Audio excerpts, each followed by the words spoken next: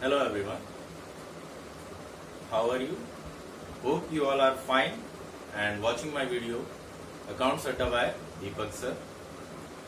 जैसा कि पिछली वीडियो आपने देखा कि कुछ स्टूडेंट्स ने हमसे कहा था सर बेसिक्स की सीरीज एक तैयार करिए, तो इसी सीरीज में फर्स्ट ईयर के लिए मैंने एक बेसिक जिसमें अकाउंट्स के कुछ गोल्डन रूल्स, अकाउंट्स के टाइप और जर्नल के फॉर्मेट पे हमने डिस्कस किया था।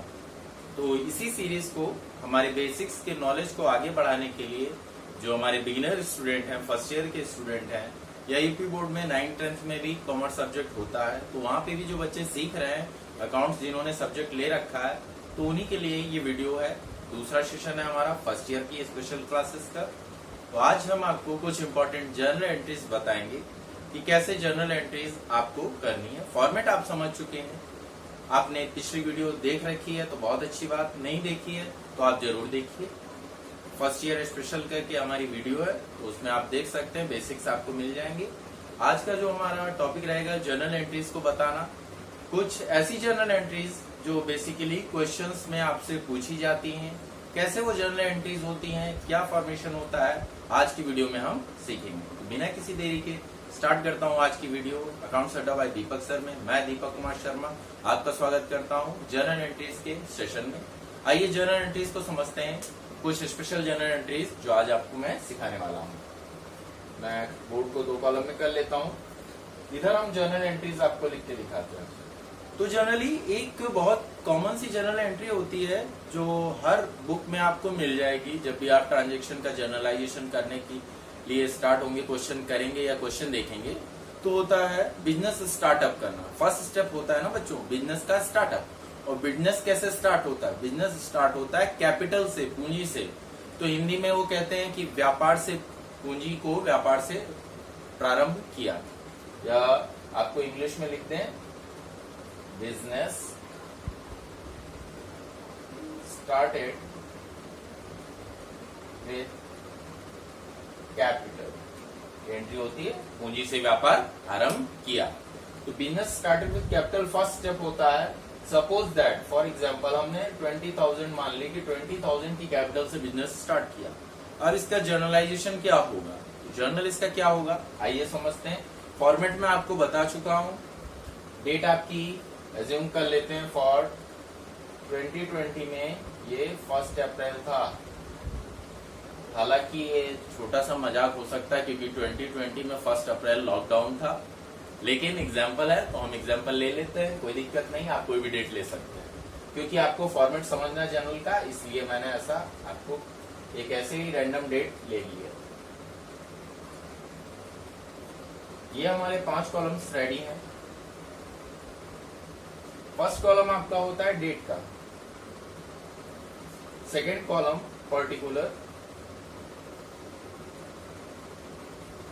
third one is for LF, that is laser folio, and 4th and 5th are for amount. ये आपका डेबिट अमाउंट का कॉलम होता है और ये क्रेडिट अमाउंट का कॉलम होता है। तो इसकी जर्नल क्या होगी? Business started with capital of ₹20,000। Journal इसकी होती है cash account debit to capital account. Narration आपकी हो जाती है बीइंग बिजनेस स्टार्टेड। आप लिखते रहिए हमारे साथ, सीखते रहिए। या समझ रहे हैं तो बाद में वीडियो पॉज करके भी आप जर्नल देख सकते हैं, समझ सकते हैं। 20,000 की अमाउंट ही हम लिख देते हैं। अब एक्सप्लेनेशन, इस जर्नल को एक्सप्लेन मैं आपको करता हूं कि क्यों cash account debit to capital होगा। डेट आप लिख दीजिए 2020 एंड अप्रैल 1।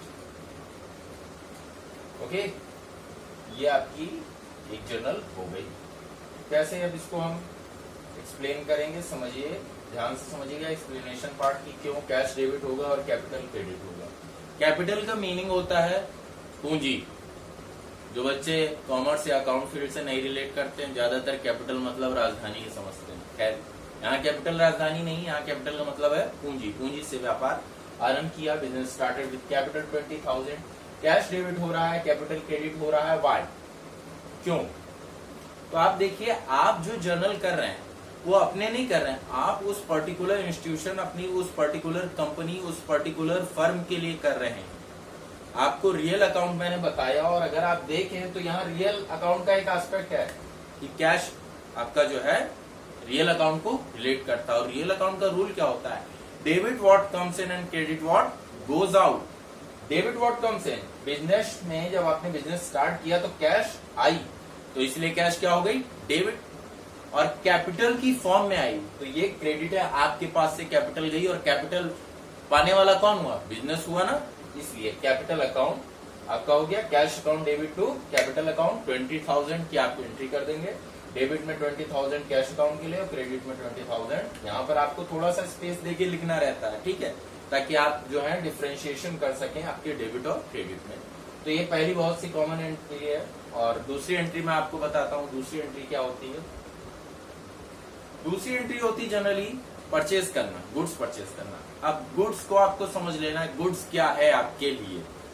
फॉर एग्जाम्पल, अगर आप फर्नीचर का बिजनेस कर रहे हैं तो फर्नीचर आपके लिए गुड्स है। अगर आप किसी अदर फूड प्रोडक्ट का बिजनेस कर रहे हैं तो वो गुड्स है। तो तब इस कंडीशन में सपोज दैट आपने किसी पर्टिकुलर प्रोडक्ट जो फूड कंजम्पशन का है, कोई भी बड़ी बिस्किट कंपनी ले लेते हैं, आपकी जो भी आपको सही लगे, अच्छी लगे, सर्टिफाइड लगे, आप ले लीजिए। तो उस प्रोडक्ट जो है आपका, जिसमें आप बिजनेस कर रहे हैं, वो आपके लिए गुड्स है। और उसको छोड़ के जो दूसरी चीज बिजनेस में आ रही है वो पर्टिकुलर एक अलग चीज है। अगर मैंने कहा कि हमारा बिजनेस ही फर्नीचर का है तो फर्नीचर गुड्स है, लेकिन अगर हमारा बिजनेस किसी यूजेबल प्रोडक्ट का है, किसी फूड प्रोडक्ट का है, और तब हम फर्नीचर खरीदते तो वो फर्नीचर सेपरेट लिखा जाएगा। इसको मैं समझाऊंगा आपको। खैर, यहाँ पर देखते हैं सेकेंड हमारी जर्नल में आपको समझाने जा रहा हूं। माल खरीदा, goods purchased from Hari worth 10,000। 10,000 रुपए का माल आपने हरी से खरीद लिया। तो ऐसी कंडीशन में जब आपको कोई पर्टिकुलर नाम दिया हो तो आप समझिएगा कि ये ट्रांजैक्शन उधार हुआ है। जब भी आप उधार खरीदते तो दुकानदार आपका नाम नोट करता है ना, आपका कोई एक खाता होगा उसमें नोट करता है। तो यही चीज आपको समझनी कि गुड्स परचेज फ्रॉम हरी, नाम दिया दैट मीन्स इसने उधार लिया होगा। अगर कैश दिया हो तब हमें नाम की जरूरत नहीं होती है। अगली एंट्री में इसको समझाऊंगा। आप फिलहाल इसे देखिए कि गुड्स परचेज फ्रॉम हरी की क्या नरेशन या क्या जर्नल होगी। तो आइए समझते हैं रूल से। Goods is a type of real account and Hari is related to personal account। जब आपने माल खरीदा हरी से तो हरी का आपको नाम याद रखना है, माल याद रखना है। दो चीज, पैसे आपके नहीं गए होते तो आपने लिखा होता कि goods purchase from Hari in cash, नगद में खरीदा, ठीक है। तो आपको केवल उधार खरीदना है। उधार की एंट्री हम क्या देखेंगे? डेट हम मान लेते हैं इसकी 5 अप्रैल, ईयर सेम अप्रैल 5। आपकी एंट्री होगी गुड्स परचेज फ्रॉम हरी। अब देखिए रूल मैं आपको एक बार फिर से रिवाइज कर दूं। हरी से माल खरीदा तो हरी पाने वाले हैं, देने वाले, दैट मीन्स रिसीवर और गिवर। हरी से माल आपने खरीदा तो हरी आपका गिवर है। पर्सनल अकाउंट क्या कहता है? Debit is the receiver and credit is the giver. तो आप जब परचेज करते हैं तो गुड्स का सिमिलर ही परचेज होता है, इसे हम परचेज अकाउंट लिखते हैं। डेबिट टू, किससे खरीदा आपने? हरी से खरीदा ना। और मैंने आपको बताया नाम के बाद अकाउंट नहीं लगाते, अमाउंट लिख दीजिए 10,000। 10,000 नरेशन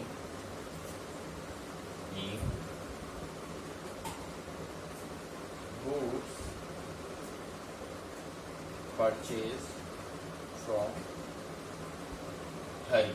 ओके, ये आपकी नरेशन हो गई, और जर्नल हो गई परचेज अकाउंट डेबिट टू हरी, ये आपकी जर्नल हो गई। आप एक और जर्नल देखते हैं। अगर परचेज की एक और ले लेते हैं कि कैश परचेज करते तब क्या एंट्री होती है। देखिए तीसरी जर्नल,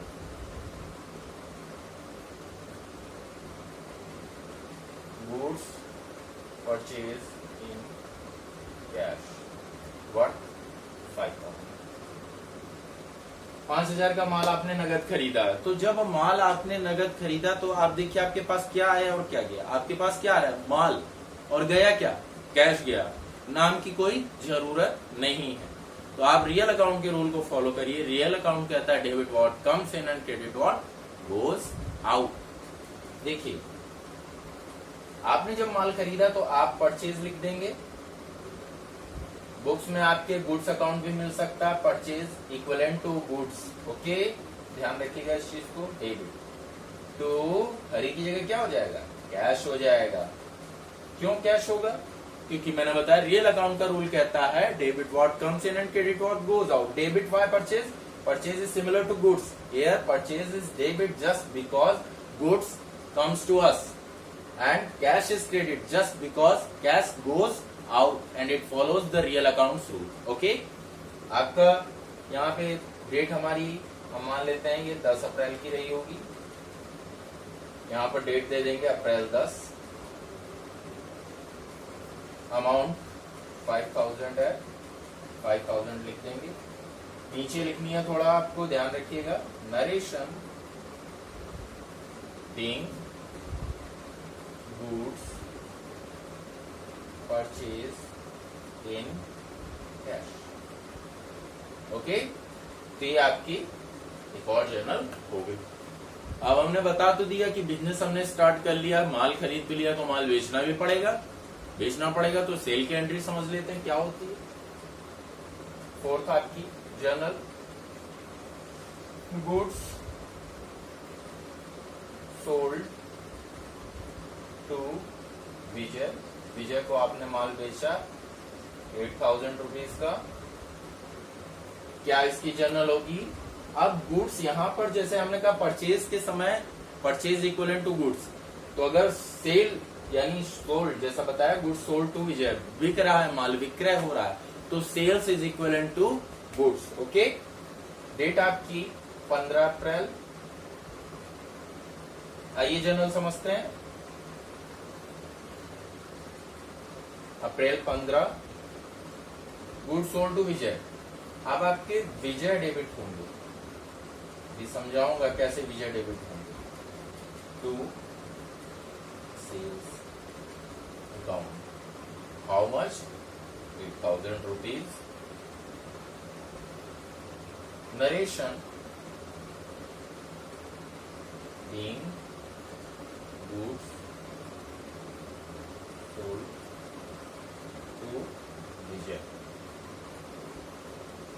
ओके, समझिए विजय क्यों डेबिट होंगे और सेल्स क्यों क्रेडिट होगी। देखिए गुड्स सोल्ड टू विजय, जब आपने विजय को माल बेचा तो विजय माल पाने वाले हो गए, और पाने वाला क्या होता है, debit. Debit is the receiver, किस अकाउंट के रूल से, पर्सनल अकाउंट के रूल से, और विजय पर्सनल अकाउंट को रिलेट करते हैं। और टू सेल्स, जब आपने माल बेचा तो आपके पास से माल चला गया, credit what goes out. That's why here is this entry Vijay debit to sales account. नाम के बाद अकाउंट नहीं लिखेंगे, आप ध्यान रखिएगा हमेशा। ये आपकी और एंट्री हो गई। क्लियर, नोट करते रहिएगा। आगे एक और एंट्री देखते हैं। अब जैसे मैंने ये उधार की बता दी कि उधार बेचने पे, तो नगद बेचने पे क्या होगा, गुड्स सोल्ड फॉर कैश, नगद बेचा 6,000 का। 6,000 का माल नगद बेच दिया, क्या एंट्री करेंगे। अब आपने, मैं ऊपर वाली एंट्री इरेज कर रहा हूं, आपने नोट कर लिया होगा। आप अपने सीरीज में नीचे इसे नोट करते रहिएगा। ओके, देखिए अप्रैल 20 मान लेते हैं, ये अप्रैल 20 को एंट्री बनेगी। Good sold for cash. अब जब आपने कैश में माल बेचा तो आपके पास क्या आया, cash, debit. Cash account debit to sales account being good, तो नरेशन आप दे देंगे बीइंग गुड्स सोल्ड या being goods sold for cash, दोनों चीजें आप दे सकते हैं। अमाउंट आपकी 6,000 हो जाएगी, 6,000 कर देता हूं इसे। कि आपने एक और एंट्री सीख ली कि नगद माल बेचेंगे तो क्या करेंगे। आपको पता है क्यों कैश डेबिट हो रहा है, सेल्स क्रेडिट हो रही। कैश रियल अकाउंट के रूप से डेबिट हो रहा है। रियल अकाउंट क्या कहता है, डेबिट व्हाट कम्स इन। जब आपने माल नगद बेचा तो आपके पास कैश आ गया, तो इसलिए कैश डेबिट है। और माल चला गया तो sales credit, sales is equivalent to goods. Clear. Next entry देखते हैं आपको। ये तो हमने माल खरीदने बेचने की बात कर दी, बिजनेस स्टार्ट करने की बात कर दी। नगद खरीदा तो क्या एंट्री करेंगे, उधार खरीदा तो क्या एंट्री करेंगे, या नगद या उधार बेचने पे क्या एंट्री करेंगे। अब अगली एंट्रीज जो आपको बताऊंगा वो आपकी होंगी किसी व्यक्ति से पैसे प्राप्त करने या किसी व्यक्ति को पैसे देने पे। ओके, आपने नोट कर लिया होगा उम्मीद करता हूं। स्पेस की हमारे पास कमी है, इसलिए थोड़ा सा सपोर्ट आप लोग करते रहिए। वीडियो पॉज करके आप एंट्रीज नोट कर सकते हैं।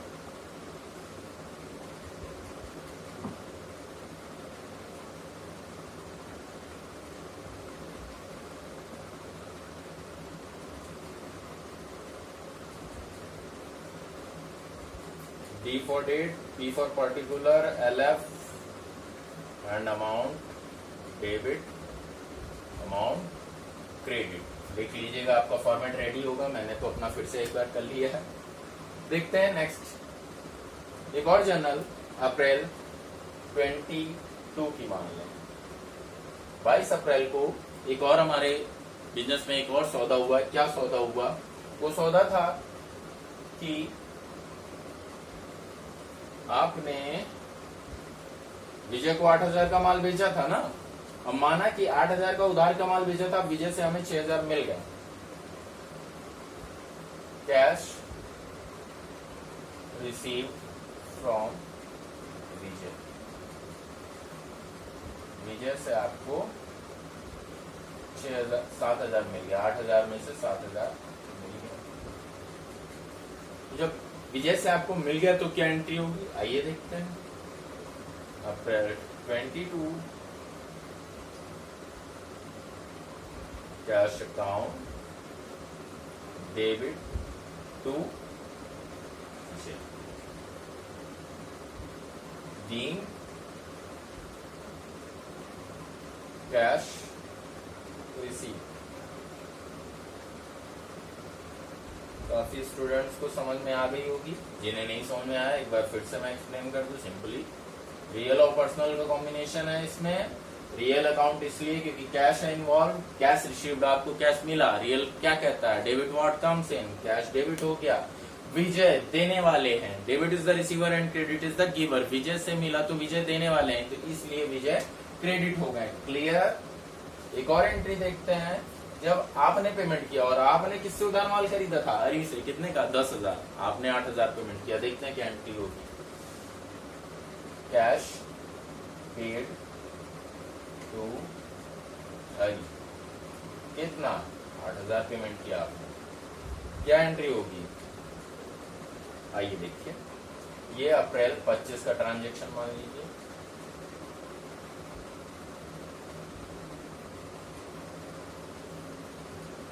कैश पेड टू हरी, तो आपका हरी डेबिट हो जाएंगे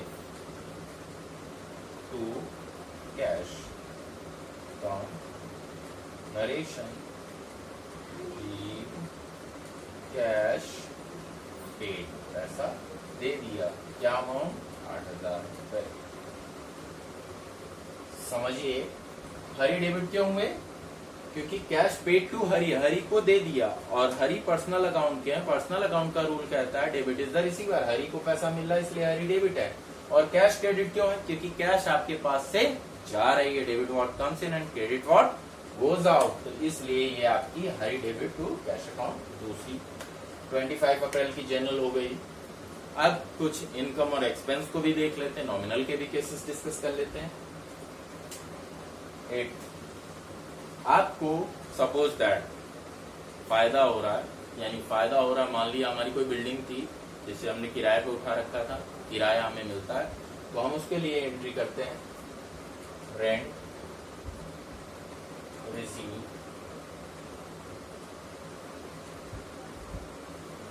6,000 का आपको रेंट रिसीव हो रहा है।